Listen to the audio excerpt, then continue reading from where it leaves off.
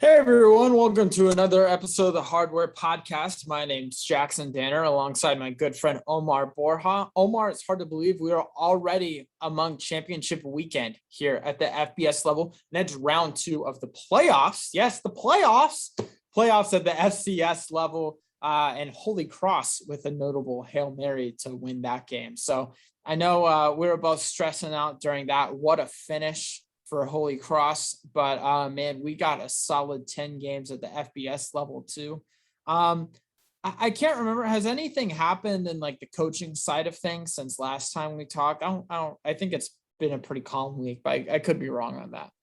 Yeah, I mean, a lot to take in with the coaching carousel. I will say this: it's a championship weekend in more than one country. As the Grey Cup is this weekend, you got the Hamilton Ticats and the Toronto Argonauts playing this weekend this Sunday actually for the Grey Cup. Should be a fun time. But a lot's happened in the coaching carousel. And something just happened before we recorded. I'm not sure if you saw Marcus Freeman got the nod for Notre Dame, which I'm glad he went with his dignity and decided to coach at Notre Dame. Because I'm not gonna. I mean, we're not. I mean, I guess we shouldn't really talk much about this, but I'm just gonna say this: I'm not mad at any coach chasing a bag, because you do the same in your civilian jobs anyway. I'm not civilian. Geez, let me turn off the military mode. In our regular day jobs anyway. Like, I mean, we're always looking for more money or better mobility too. It's just you got to do it with dignity. And Brian Kelly did not really do it with dignity, and arguably, I don't think Lincoln Riley did it with dignity either. But not as ugly as Kelly. So. Yeah, no, I almost said Cole Kelly. Brian Kelly went out about as disgraceful as you can from a job that's been that long or been at for that long. And Lincoln Riley had, I don't know if you saw on USC's Facebook post that they, put Lincoln Riley, a few Oklahoma players that were slightly disgruntled commented on that as well. But man, we didn't come here to talk about the coaching carousel and all of that chaos.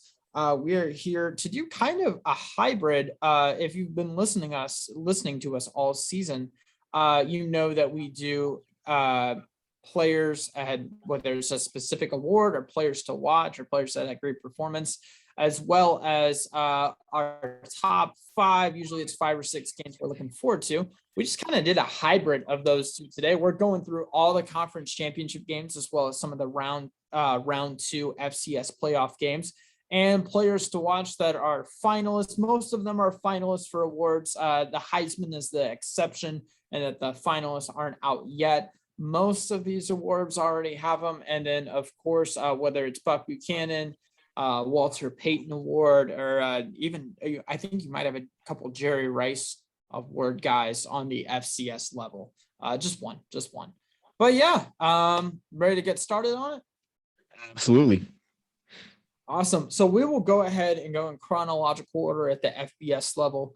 We'll go ahead and go with the only game on Friday night, Oregon and Utah in the Pac-12 championship game. Who's kind of the first guy that stands out to you? Obviously, from our listen to watch list, I have to say that Utah's year has turned around with Cameron Rising at quarterback, and it's been absolutely marvelous to see. And of course, we have a rematch. These teams played 2 weeks ago. Obviously, I think it will be closer this time around, but I'm pulling for Utah. I know it's surprising from past trends, but Utah feels like a team of destiny with all that's happened this year with the loss of 2 players. Lamar, it was Ty Jordan, and I think his name was Aaron Lowe. I'll have to check. But they lost 2 players in the span of a year. Absolutely tragic. And Utah feels like a team of destiny. But yeah, from an awards perspective, we have 2 finalists. Verone McKinney from Oregon, 67 tackles, 5 picks, 6 pass breakups. And of course, the big man on campus, and probably the future number 1 draft pick, Kayvon Thibodeau. And I'm sure you got some draft nuggets on Kayvon Thibodeau. We don't have his stats, but it's like his stats aren't extraordinary, but it's like a Jordan Davis effect where, I mean, everything just falls around him, and guys like McKinney get their stats in and everything. And so I'll let you take Kayvon Thibodeau, excuse me.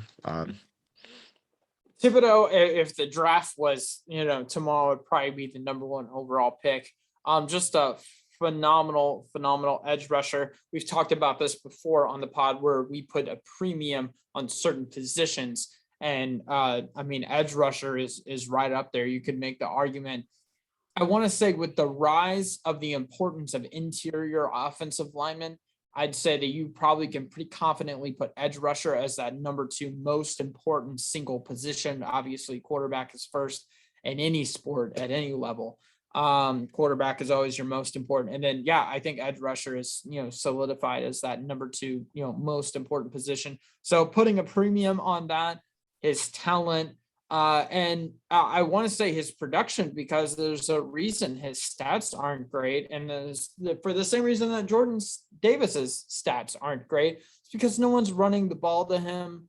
The game plans are specifically to not have, him have pressure, whether it's, I haven't watched too much Oregon football this year, but I would assume there aren't too many 5-man protection sets.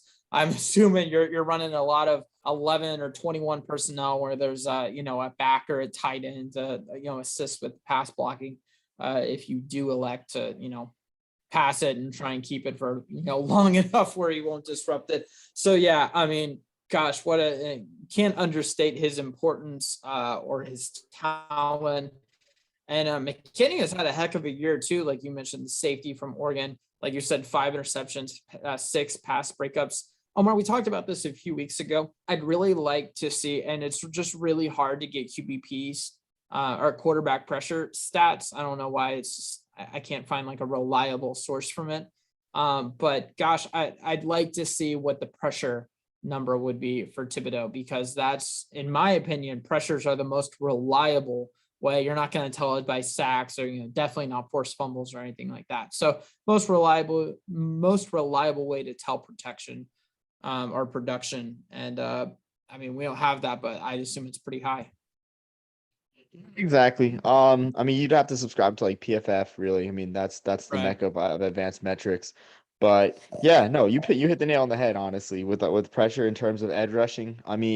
I think the play that was a turning point in NFL history was Joe Theismann's injury against the Giants with Lawrence Taylor. You don't want that happening to your franchise quarterback.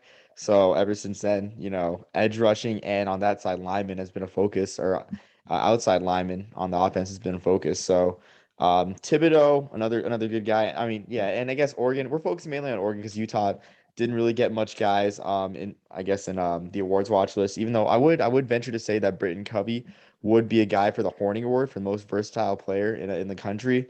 Man does it all for Utah, and he's been around forever. He was a freshman in 2015, went on a 2-year mission, and he's still kicking. And he could even take a 7th year of eligibility. But then again, it's kind of skewed because he took a Church of Latter-day Saints mission.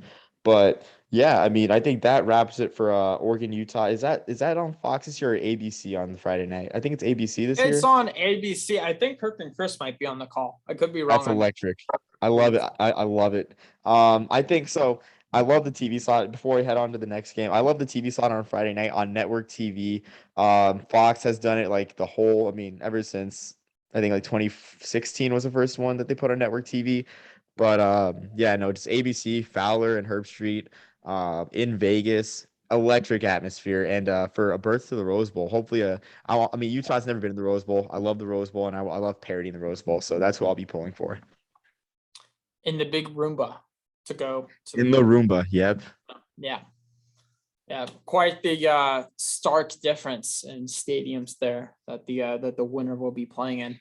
We'll go ahead and move to I thought this was the only game at noon Eastern, only FBS Conference Championship game. The Big 12 in AT&T Stadium down there in Jerry World. It's Baylor and Oklahoma State. Baylor gets a chance to avenge their first loss, which they took in Boone Pickens. There's one guy I wanted to bring up. He is not a finalist, so he won't be winning the Doak Walker Award, but he did make the semifinalist list, and for a good reason. Abram Smith, the running back from Baylor. He's already accepted his Senior Bowl invite. He moved from linebacker, where he had been the previous few years, and he had 11.5 tackles a game, so he was pretty good at linebacker too. And now he has had a 73-yard touchdown against Oklahoma and a 55-yard touchdown against Oklahoma State the last time they played. He's explosive. He's made a name for himself at running back. And he's had proven production on both sides of the ball. Abram Smith, certainly a guy to watch out for, because I know you're not watching anything else because it's the only FBS game on at that level. All right, that time. Yeah, exactly. I mean, and since we're talking running backs, I want to bring up Jalen Warren on the opposite side of the ball. Just expect a tough, hard-fought downhill game, defensive battle too, I think. I mean, because Warren has over 1,100 yards and 11 touchdowns on the year. Not quite Chuba Hubbard numbers, but still no slouch in his own right. And then I guess moving on to defense too, the one finalist playing in this game, the major awards, is Jalen Peter for the Jim Thorpe Award. And I find Peter to be an interesting player because he plays more so that hybrid position of linebacker and safety, and his stats reflect that. Whereas 15 and a half tackles for loss, 68 tackles, and honestly, just a game changer. I mean, forces turnovers, 2 interceptions, 3 forced fumbles, and fumble recoveries apiece. And it's interesting to see because you have the other finalists for the I almost called the Blendikoff for the Jim Thorpe Award being Verone McKinney and Kobe Bryant. You have 2 ball hawking corners, really, but I mean, Peter, he causes havoc. I mean, it's just different to see the philosophy. Like, do you want a guy that runs downhill to win the award, or do you want like your prototypical ball hawk shutdown corner? So it's interesting to see that philosophy. But I mean, Warren versus Peter should be the best matchup in that game, honestly, at noon on ABC, I believe. At noon Eastern on ABC. So I'm not sure what they're gonna have on ESPN. That'll be kind of funny to watch game day and then actually have to turn the channel. But yeah, no, he has had a phenomenal season on that side of the ball. Just so much production. I did get a chance one time at work. Actually, I ran into a scout for the Los Angeles Rams. I had like just a couple minutes to pick his brain. And that was one of the things he mentioned is the kind of mixing and the hybrid strong safety linebacker that you see now. They're so much more interchangeable than they were back in the day. And I thought that was interesting. And we're seeing that more and more at every level. Everything that's in the NFL trickles down. And we've certainly seen it a lot more in college in the past few years. So like Omar said, the lone finalist, and that's for the Jim Thorpe Award, Jalen, the safety from Baylor. And look for him to have a couple TFLs, maybe an interception, maybe a forced fumble, just a playmaker, like you said. Absolutely. And in the backfield, not as I mean, I guess, yes, in the secondary, but in the backfield as well, something that you don't really see. Like, I mean, for our football historians, Jim Thorpe, great runner, great defensive back, won the decathlon in the 1912 Olympics. I don't think he was running downhill, stopping plays for a loss. I think he was making graceful plays in the defensive backfield. Yeah. I mean, ask Jamal Adams about about that. And I mean, Jamal Adams is when it's all said and done, he's going to be one of the best, if not the best, safeties to ever do it. And I mean, he makes all of his plays in the backfield. So we're seeing that more and more. So we'll go ahead and move on to our next game, Utah State, San Diego State. Omar, I'll let you take the lead on this one because there is one particular player that usually comes on at the time you're getting off the couch to go, get a snack. But no, you should actually come back to watch what, Omar? Mr. Riza, as our good friend Rich Waltz, who's had 2 straight San Diego State calls the rock star punter. A simple nickname, but it fits because Matt Ariza, he's taken over Twitter. And I mean, honestly, I've watched San Diego State a lot this year. I mean, love West Coast ball. I've actually watched 2 straight weeks of it. Especially, I watched the UNLV San Diego State game, which started at 11:30 Eastern time on a Friday night on the 19th, and watched that whole thing through. But Ariza is just absolutely having a historic season. You could make the argument, although you might get looked at wrong, that he should be a Heisman finalist, honestly. In a year like this, where it's with so much turnover, he could be a Heisman finalist. And then looking at his stats too, I mean, I took this quote because it sums it up. He leads the nation with an average of 51.47 yards per punt, holds NCAA records for 60 yarders, 18, 50 yarders, 38 of them, and has dropped 36 kicks inside the 20. And he's also got 2 80-yard punts. And he also kicks field goals too. Like, Matt Ariza does everything. And this is a San Diego State team that has struggled to throw the ball at times, even though they looked crisp against Boise State. When you think about San Diego State, you think about Donnell Pumphrey, Rashad Penny, Ronnie Hillman, even if you want to go back, the team that runs the ball. So, I mean, Matt Ariza, of course, it's fitting he takes center stage on the San Diego State team. And if you watch this game on Fox, a great time slot, excuse me, for the Mountain West. Watch it for the punt god, Matt Ariza. And from an analytics standpoint, I don't know what the exact stats are, but I mean, every coach, I'm sure, has this for, their appropriate conference, league, whatever, where, hey, this is the success rate if you're starting a drive from like the 15 to 20-yard line.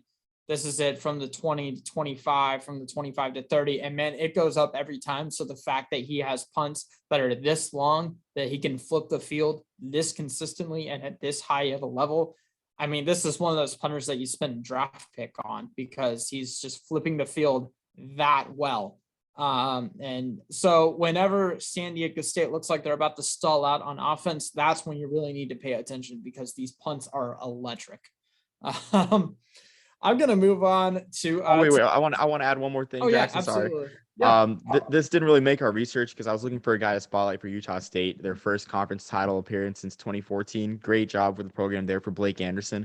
I think it's absolutely criminal that Devin Tompkins was snubbed for the Blitnikoff Awards because his stats this year: 87 catches, 1,543 yards, and 9 touchdowns. And yeah, you can say that the competition wasn't there, but I mean, that's such a cop out for a guy with a year like he's had with 1,543 yards. It's just criminal. It really is. And also a final note on Matt Ariza. One of his 80-yard punts was in Hawaii, which that air is thick and humid. Just imagine. I imagine what that 80-yard punt would have done in like Colorado or Wyoming. Probably would have booted it out of the stadium, honestly. But just wanted to make that quick note. They're honestly in the NFL, like I actually mentioned this in my Instagram story earlier this week. The fair catch kick rule, where you can fair catch it and kick a field goal from the place with no attempt at a block.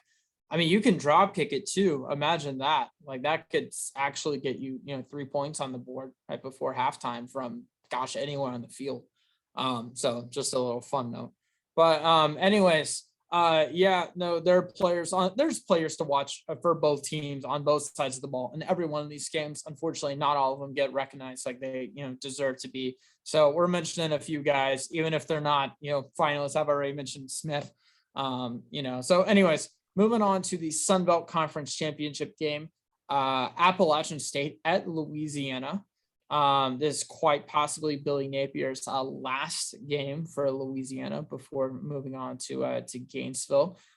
There's no one on a finalist list for either App State or Louisiana. I did want to mention Max Mitchell, though, an offensive lineman for Louisiana. Omar, I don't know if you know this. He won Sun Belt Offensive Player of the Year as a lineman, which anytime that you win Player of the Year on offense as a lineman, I think that's something to note. Because that's just impressive in a sport that is so skill position heavy. The receivers, the backs, the receivers, even some of the tight ends like Trey McBride that gets so much attention. He won it as a lineman, which is just, I mean, that's just mind blowing to me. So. And it makes sense, honestly, when you look at Louisiana. This is a team with some star power. Levi Lewis, quarterback that's been around for a while. It would have been an easy pick to give him Conference Player of the Year, really. But you look at that, like when you think about Louisiana, I almost said Lafayette. Our Louisiana fans will not be happy about that. They're University of Louisiana. But when you look at Louisiana, you think about the run game. Elijah Mcguire, running back for the Jets, was a really solid back in the mid-2010s. If you're looking at the resurgent 49ers, Elijah Mitchell, now the rookie running back, the rookie sensation in San Francisco, Louisiana product as well. In past years, they had Raymond Calais, who used to run the ball very well. Like, this is a team founded in the ground game. They're averaging 192 yards per game here. And the same thing with App State.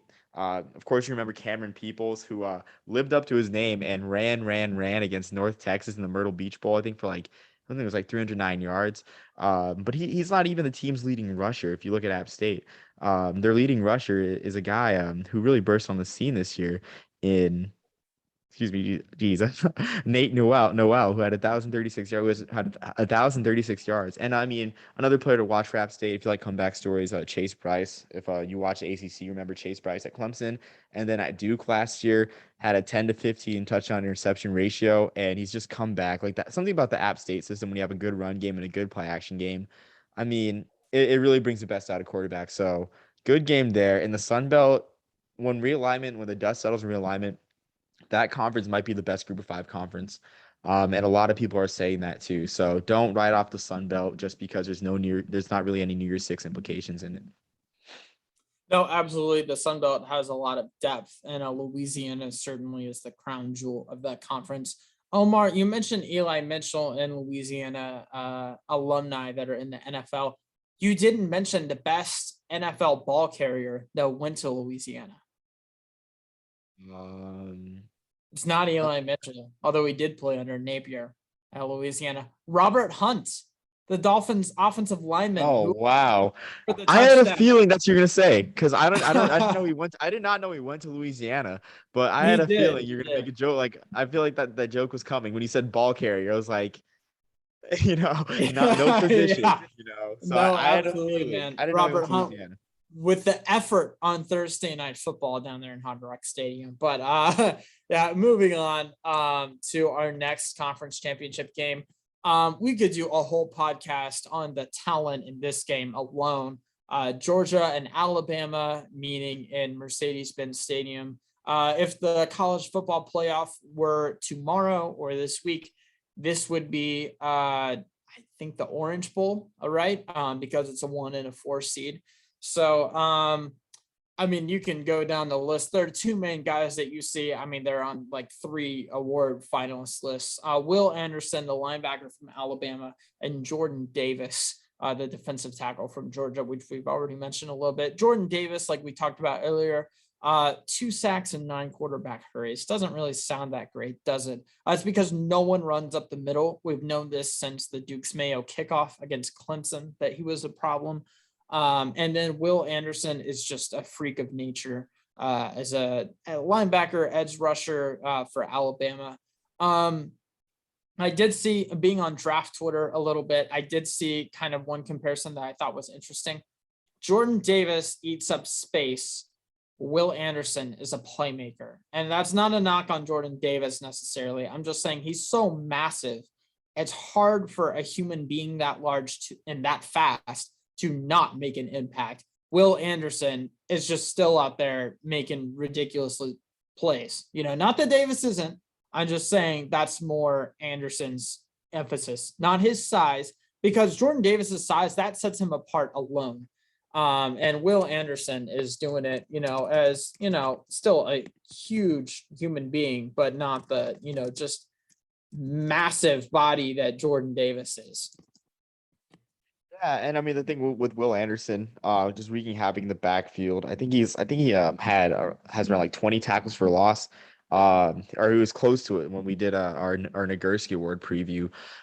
With Will Anderson, I think he's gonna get some Heisman votes too. Honestly, just being on Alabama. Absolutely. And I think he'll be in the top 10. So yeah, and again, what SEC title game hasn't been like a low scoring duel, except with the exception of LSU in 2019, because that was a transcendent offense, but this one kind of fits the mold of the SEC title games that have been close in recent years, of just being like a knockdown drag out affair that'll just might hit the under, honestly, despite how good both offenses are. And mostly because of those two guys just opening up, up plays I guess Jordan Davis opening up plays for the rest of the defense, and Will Anderson making plays on his own, or getting on the stat sheet, I should say, getting on the stat sheet and also opening up holes for his teammates to make plays. This is by far the best offense that Georgia has played all year. I don't think there's really any question about that.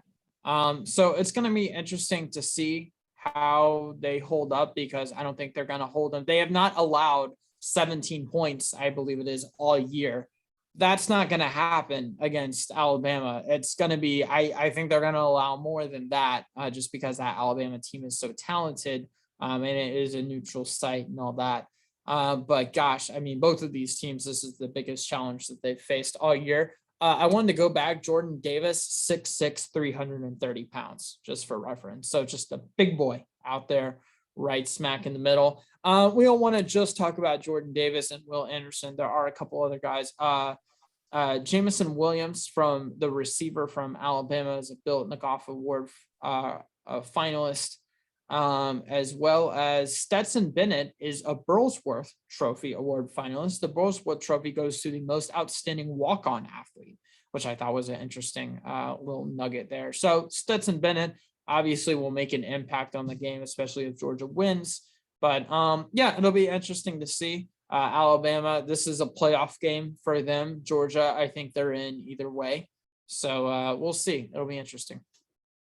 Absolutely. And Stetson Bennett on that note, I mean, geez, I remember when he had that game against UAB where he's like 5 for 6 or something with 235 yards or something like that with 3 touchdowns. I'm looking up that stat line too. But the Burlsworth Award, one of my favorite awards in college football. If you haven't seen Greater, the Brandon Burlsworth story, I highly recommend you do. Very heartfelt movie too, and will leave you crying at the end. And in that game, he was 10 for 12 for 288 yards with 5 touchdowns. Just an unfathomable line for a Georgia quarterback. And Was that on running Madden or was that in a real game? that wasn't a real game. Those are numbers for Retro Bowl for those that play that mobile game like myself in my free time. But even running the ball too, he's been a delight. 38 carries for 240 yards. I mean, you don't really get that type of, I guess, running production. I know it's just 240 yards, but he's averaging 6 yards a carry. You don't really get that from Georgia quarterbacks. It's really quite interesting. So fun game in Atlanta. I mean, should be great too. And I honestly might tune into to the game too. I don't really watch the SEC all that much. Roast me if you will, but yeah, great game, and it's essentially a quarterfinal. No, it certainly is a quarterfinal on there. So anyways, we will go ahead and move on to the AAC championship game, Houston and Cincinnati. Kobe Bryant, the corner from Cincinnati, is a Jim Thorpe Award finalist. 38 tackles, 3 interceptions, and 11 pass breakups on the year. Desmond Ridder for Heisman. You want to talk about that a little bit, because in a year where there's no clear cut Heisman favorite, Desmond Ridder might sneak in there. I've been advocating for him all year. So yeah, I'm gonna expound a little bit on Kobe Bryant first. Cincinnati's Kobe Bryant, of course, and not the late great Lakers legend. But you have Sauce Gardner too. So I feel like with this award, it was like a pick one for the Jim Thorpe Award, where Sauce Gardner, of course, he has never allowed a touchdown, I don't think, in his whole career, if not like the last 2 years at least. You could have gone either way with both players, and I think they went with Bryant because he's got better stats because people don't throw to Sauce Gardner enough.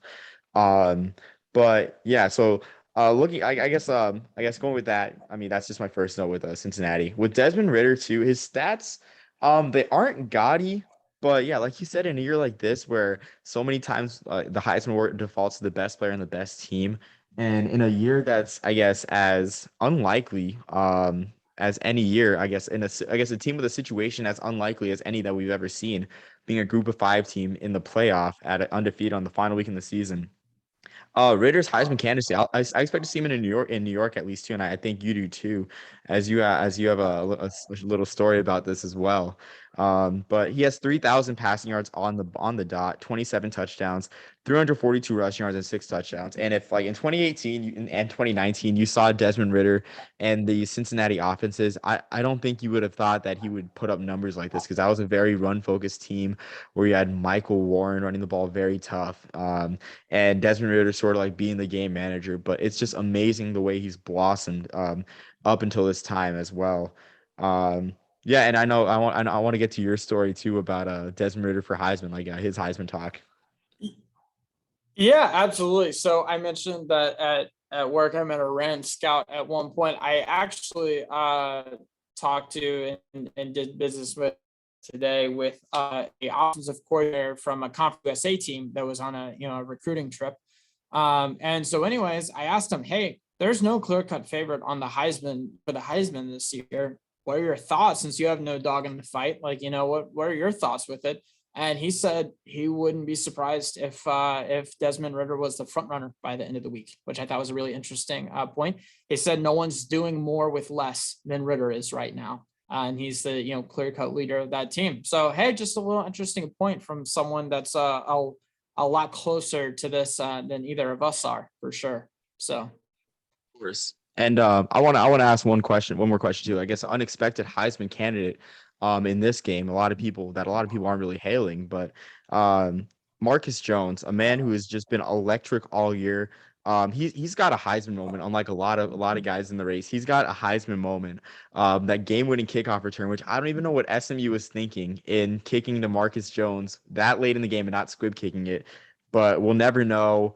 You can't reach Sonny Dykes for comment because he's jetted to SMU's biggest rival in TCU, which is so wrong. But Marcus Jones this year has been just so versatile. The Troy transfer, returning kicks, but he's got 35 tackles, 12 pass breakups, 5 picks, shutdown corner who returns the ball very well, of course, 360 yards returning on punts on only 25 punt returns, 2 touchdowns on punt returns, 2 touchdowns on kickoff returns on only 11 returns, averaging nearly 40 yards return kicking the ball, and even plays receiver. He's got 10 catches for 109 yards and a touchdown, also carried the ball twice. And when I think about this, I think about Jabril Peppers in 2016, how he was a finalist. And all due respect to Jabril Peppers, but arguably Jones is having a better year. Peppers has him edged in tackles for loss. He had 13 that year and 3 sacks. He had a pick. He only had a single pick. So Jones has him beat in defensive back focused statistics with a pick. Of course, Peppers had more rushing yards, but on offense only had 29 plays from scrimmage for 170 yards and 3 touchdowns. Was all right running the ball. Returning kicks, he had a single punt return touchdown. But Jones has, if I'm doing the math right, yeah, Jones has more yards by far returning the ball. And I ask you this, Jackson. If Marcus Jones played for a Power 5 team, do you think he'd be in the Heisman talk? Do you think it would be the same? That's tough to say, man, because it's kind of comparing apples and oranges. I think that Heisman, no. More attention, yes. Marcus Jones is having an incredible year. There's no doubt about that. But Houston is on their way to, aren't they one of the ones moving to? Yeah, they're going to the Big 12. Yeah, they're going to the Big 12. They're going to the Big 12. So I think there's kind of a tier 1 of group of 5 schools. And I think probably in that first tier is ones that are moving to a Power 5 school, Houston moving to the Big 12. So I think Houston has more of a spotlight than, say, UAB or, Louisiana, not Lafayette, or, a school like that. But Heisman, no. Maybe, 12th or 13th on the betting on, if you go into your sports book and want to bet on the Heisman, maybe he's way down there. But definitely more attention. Yes, he's not getting the attention he deserves. That's for sure. So honestly, I think you flip the colors. You put Marcus Jones in a Michigan jersey, and you put Jabril Peppers in a Houston jersey. I think he's a Heisman finalist, especially like in a year like 2016 when there was absolutely a clear-cut winner and a clear-cut second place guy in Lamar Jackson and second place Deshaun Watson, where it was like, why even have a ceremony? We all know Deshaun Watson's gonna win, and like that could have been a year where they just had 3 guys going to New York, like we've seen in past years. This year's not the case. There's no clear-cut winner, or even a guy like Marcus Jones is doing extraordinary things. Like he's doing Charles Woodson type things, honestly. So I think if you flip it, I definitely think he'd be a Heisman finalist. But I see your point too. It's like the top tier, it's like the teams that are improving their situations. That is the cream of the crop in the group of 5 in terms of play on the field, and whether it's fair or unfair markets. We've seen teams get the short end of the stick because of the market that they're in, namely Louisiana Tech, which is a program I feel bad for right now, but they're not doing themselves any favors firing Skip Holtz. But I digress. So I get your point there, where like they're almost there and considered a Power 5 school, but Houston's still playing Tulane. They're still playing. They didn't play Temple this year, but they're still in that situation. They're not Big 12 just yet. Yeah, no, there's certainly, when they are in the Big 12 and there is another Marcus Jones, then they will get a lot more attention than, he is now. I'm just saying, if he was on roster and at East Carolina, or if he was at East Carolina and having the same season, he would get even less attention than, he is right now. At least that's my opinion. I could be wrong. Absolutely. I agree. Yeah. Anyways, I'll go ahead and move on to the next conference championship game. Michigan and Iowa in the Big Ten championship game up there in Lucas Oil Stadium.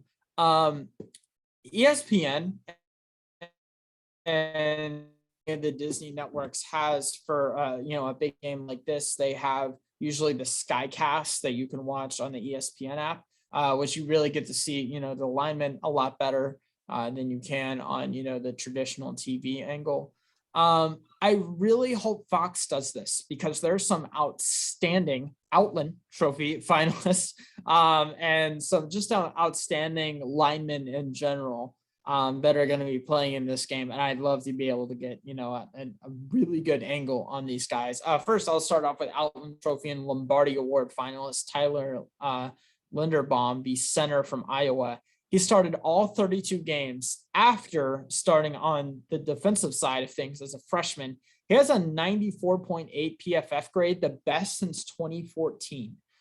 So just a ridiculously good center. Iowa obviously has a long history of good centers. Tristan Wirfs being the most recent, as you could make the argument he was Rookie of the Year in Tampa last year. And also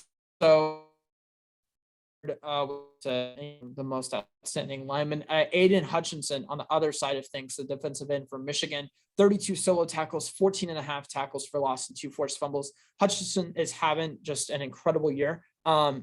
This is something that I've mentioned before, and that, on the scouting side of things, they don't really care about awards, college awards, and hey, this guy won that because, obviously a lot of times it doesn't actually go to the best guy, and we have no shame in talking about that. Jim Nagy, the Senior Bowl director, I'm such a big fan of him. He tweeted this a little bit earlier. If the Senior Bowl made a Heisman ballot today based off of the all 22, the coach's film, this is what it would look like in no particular order. Will Anderson, Kenny Pickett, Kenneth Walker, Nakobe Dean is kind of a Georgia defensive representative.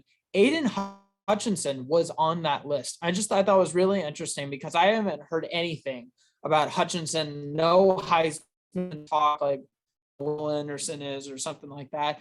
Hutchinson was on that list for a Heisman ballot for a guy that knows a lot more about football than the people who actually vote on the Heisman. So thought that was an interesting point. And something to watch out for. Fox, please do us all a favor and do that Skycast because I know you have it and it's awesome to watch. Yeah, I mean, this game too, if you think Georgia versus Alabama is going to be a low-scoring affair, low-scoring slugfest, you think San Diego State, Utah State is going to be a bit low-scoring.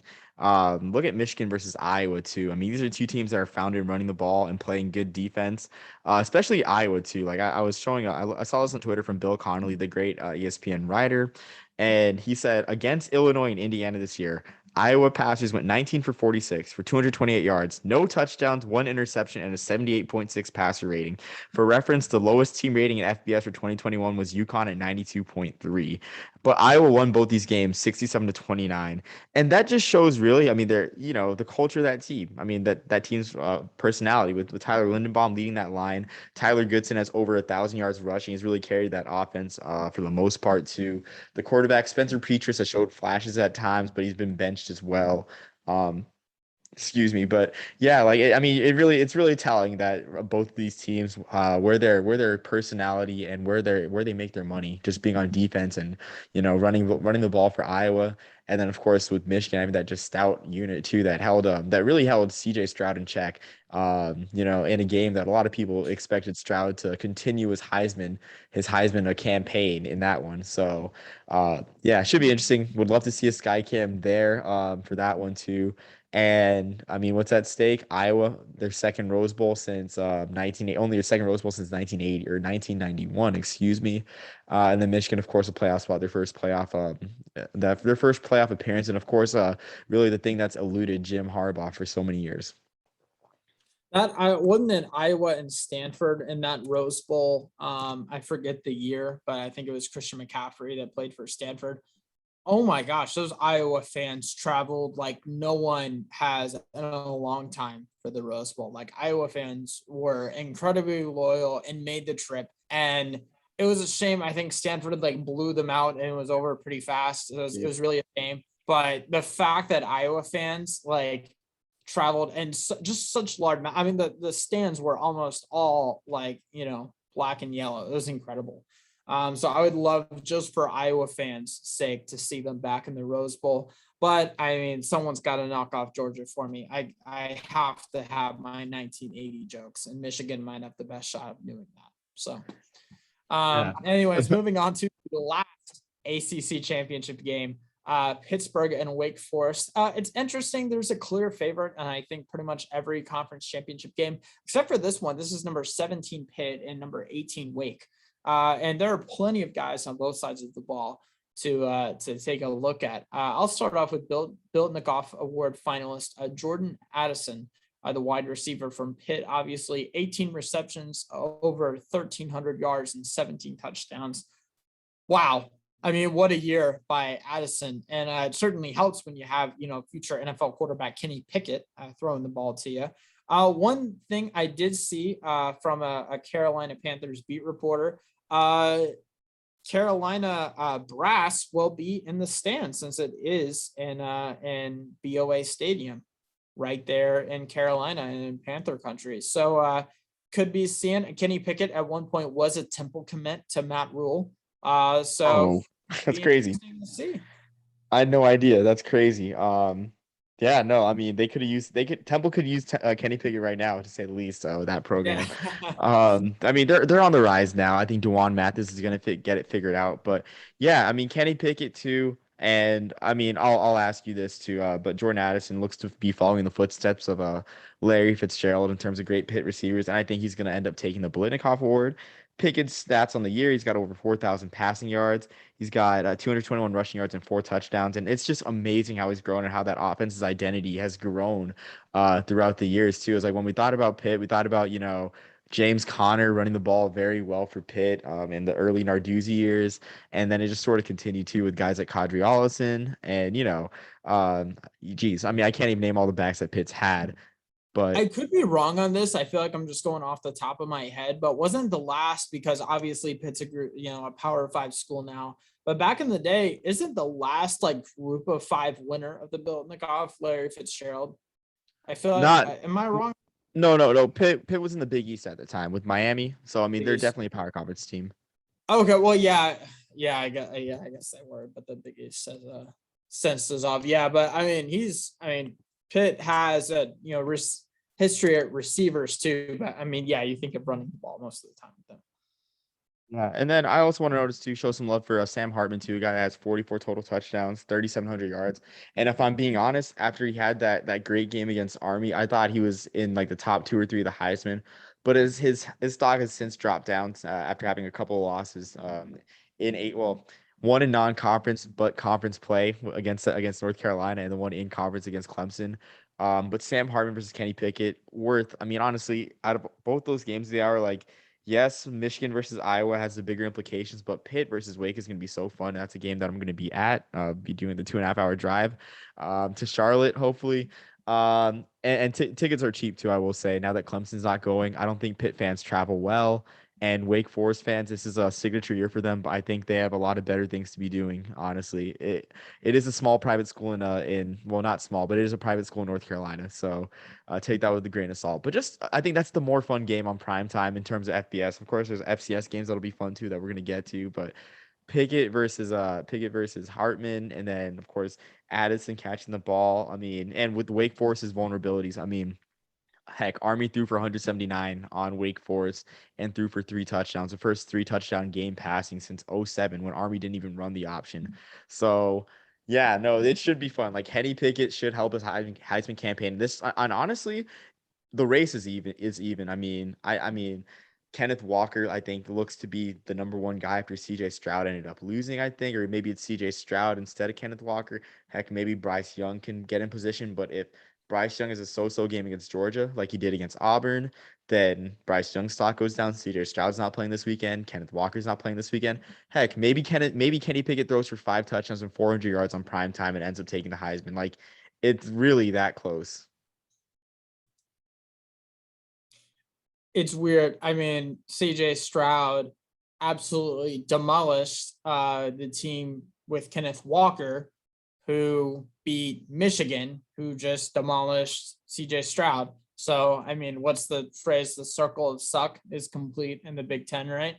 So as it is in the Pac-12, I believe as well. So I mean, it's like we can't stress this enough. Like this Heisman race is just odd, and we will not know who wins it until Chris Fowler tells us all. So Absolutely. yeah, we'll move on to the FCS playoff sides of things real quick. I'll let you take the lead on this one. We've got a couple games on Friday to put on the other TV alongside the Pac-12 championship game. You want to start off with those?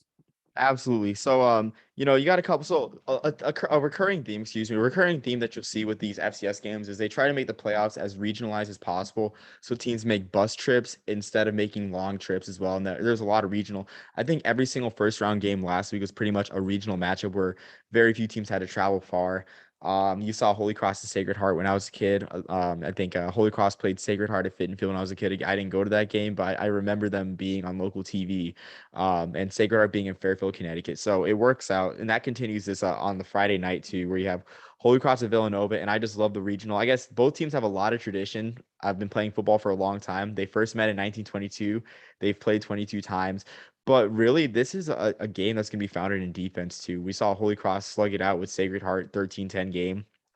And this is these teams are number one and number two in total defense, and they're both led by great linebackers. Jacob Dobbs, 130 tackles, 17 and a half TFLs, 9.5 sacks for the Crusaders, and then Forrest Ryan for Nova, 5.5 tackles for loss, 10 tackles. And playing at quarterback for Villanova, Daniel Smith, the Campbell transfer, who, if you remember the spring, had that insane rolling that touchdown where he was rolling on his side and just flipped it in the end zone. That's who's playing quarterback for Nova. He's had a solid year.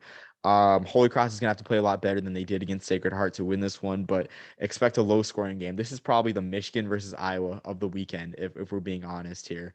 So look for that one, 7 p.m. And all these games are on ESPN Plus, I believe, as the whole playoffs except for the title game, or except for the semis and title game are. Just to note. Moving on to Eastern Washington versus Montana. I know you're pretty familiar with guys on both teams, Jackson, as we did our Walter Payton and Buck Buchanan previews. Eric Barrier, 40 passing touchdowns, 4,500 passing yards, 242 rushing yards, and 4 touchdowns. And if there is ever a contrast of styles in a match that you should look for on that Friday night, it's versus that Montana defense, where you have Justin Ford, who I think has as good a chance as any D-back has had in recent years to win the Walter Payton Award or the Buck Buchanan Award, with 8 interceptions and 8 pass breakups, just an absolute ball hawk and 2 pick sixes.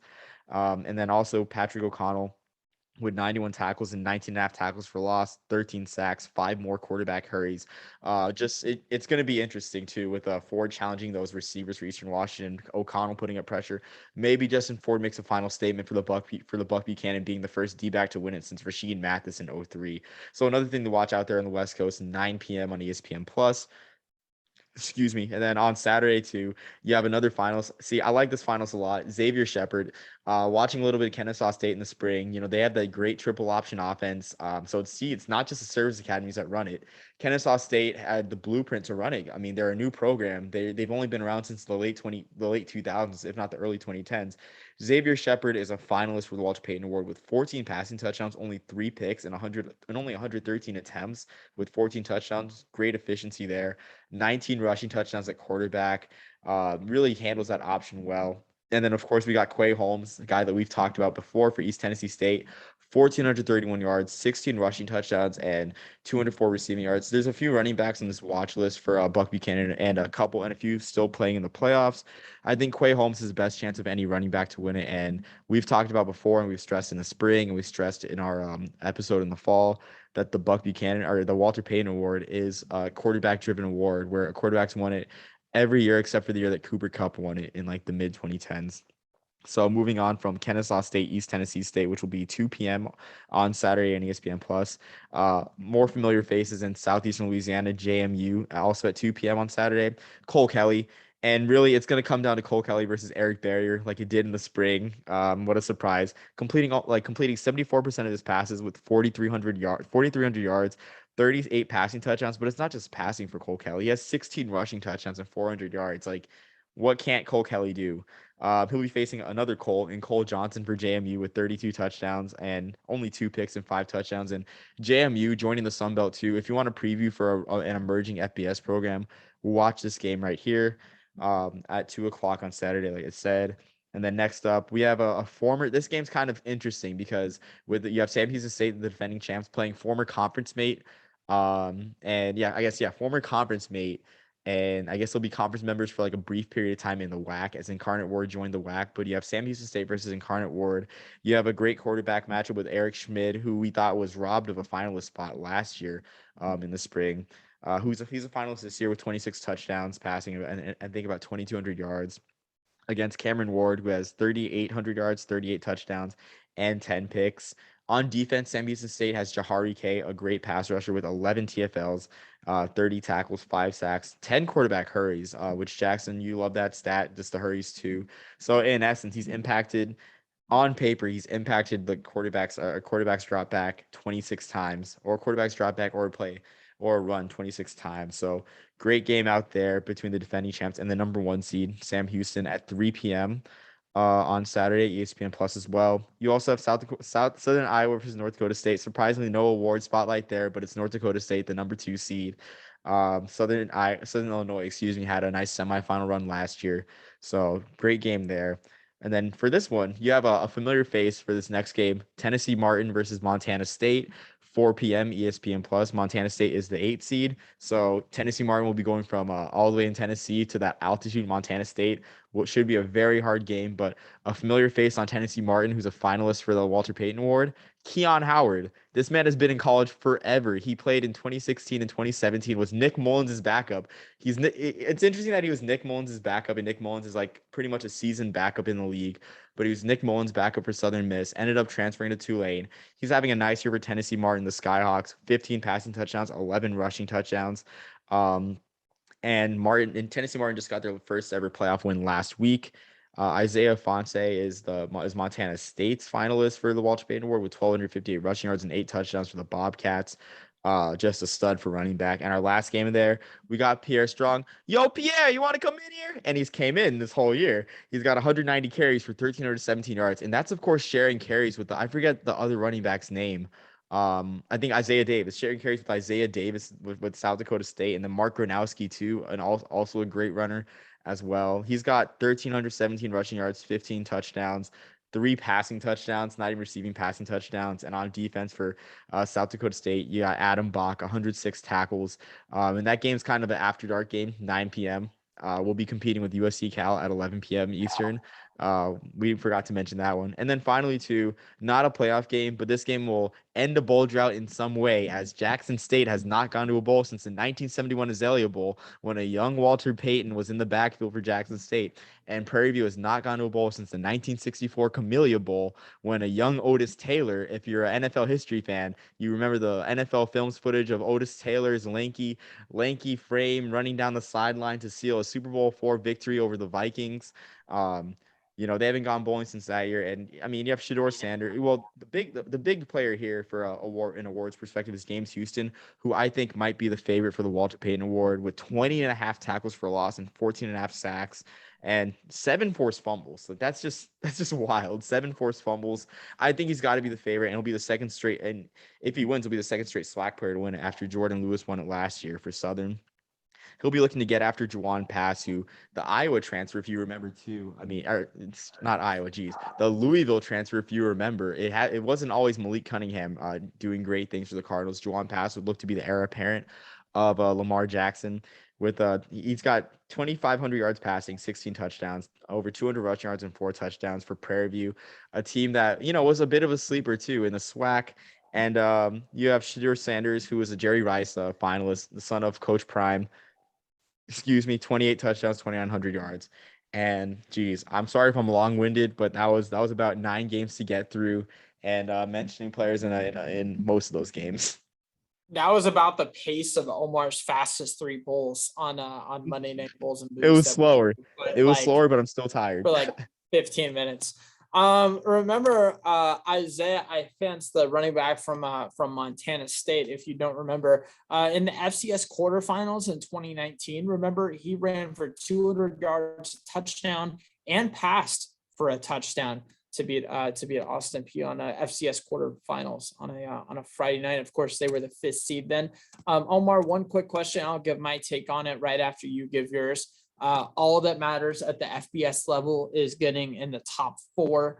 That obviously that's the goal for everyone, right? So you have a chance at the national championship. Of the top 4 seeds in the FCS, so North Dakota State, Sam Houston, James Madison, and Sacramento State was the best chance of falling this weekend in the second round of the FCS playoffs. I'm gonna say Sacramento State too, because South Dakota State playing in the strong MVC. I mean, South Dakota State being in the MVC, that might have been why they're not seeded, because there's a lot of good teams there. I think as we look at it now, just a quick look. Of course, a couple teams lost last week, but there's 1, 2, 3. Yeah, there's 3 teams from the MVFC in the quarterfinals right now out of 16, nearly 20% of the field. That says a lot about the conference. So I think Sacramento State is a team to watch there, an upset alert. But honestly, I think Sam Houston State as well, or Sam Houston State is a close second, because I mean Cameron Ward, that's gonna be fireworks right there, because you got Jaquez Ezard for Sam Houston State and Eric Schmid just moving the ball down the field, but Cameron Ward's gonna match him, like it's gonna happen. So I mean that's my close second pick, and also For a similar reason that you're picking Sam Houston on upset alert, I'm going to go with James Madison on upset alert. okay, yeah. Cole Kelly, I think players not plays, right? Cole Kelly with a ridiculous almost 4,400 yards, 38 passing touchdowns. I mean, Cole Kelly looks every bit as good as he did last year. So I'm going with hopefully Southeastern Louisiana over James Madison this week. But we'll see. Like you said on ESPN Plus, if you have Apple TV, you're gonna need that quadruple cast or whatever they do on there. So I will say this too. That about wraps it up. Oh, I just wanted to add that with Kennesaw State, like there's a lot of potential for upsets. Kennesaw State running that triple option against East Tennessee State. I mean, yeah, I mean, like I think those 3 those 4 that we mentioned are like the big 4 in terms of upsets for FCS too. So yeah, that's all I wanted to mention. No, absolutely. And names to watch in every game. I mean, you covered it pretty thoroughly, but absolutely, man. It's going to be fun to watch. Hopefully Holy Cross can pull it off against Villanova. And I mean, yeah, a lot of great football to watch. So that about wraps it up for me, man. We will enjoy our college football weekend as always. Hard to believe we're already at Championship Saturday. But, man, there's going to be lots of great games. Hopefully there's at least 1 or 2 that we don't see coming as far as results. So, I mean, in a year as crazy as this, like, I mean, who's to be surprised, honestly, if, Iowa, pulls off an upset or something, So I'm excited. I'm excited for these bowls to be named. I'm more excited than anything, honestly. So yeah. Time for one more question for, just the sake of, whatever. Yeah, of course. Okay. All right. So hear me out. Oregon, Baylor, Georgia, Houston, and Iowa win. Who's in the playoff? And because they win. But do you have a 2-loss Alabama team? Do you have a 2-loss Baylor conference championship or conference champion? A 1-loss Cincinnati runner-up team? I mean, it's like if that happens, it's just pure chaos.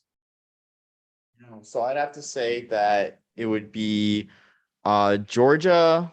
I think the committee would put Bama in as well, but they'd probably put Cincinnati as the 2, with 1 loss and win over Notre Dame. You think? Yeah, because they put Notre Dame below them at 11-1, so they'd be the 3, and the last team in would be Bama with 2 losses. That's how I'd see it shaking out. I don't know. I might put in a 2-loss Baylor or a 2-loss Oregon conference championship or conference champion above a 2-loss Bama team. But I mean, it's certainly a hypothetical. I wouldn't put it past that happening, honestly, with how chaotic this has been. So yeah, man. Well, enjoy it. We will catch up on bowls and booze soon because these bowl games are starting to get announced as some of these teams wrap up their seasons. So yeah, absolutely, man. Yeah, no, have a great night for sure. And should be a chaotic weekend, but fun. And until next time, peace, love, and soul.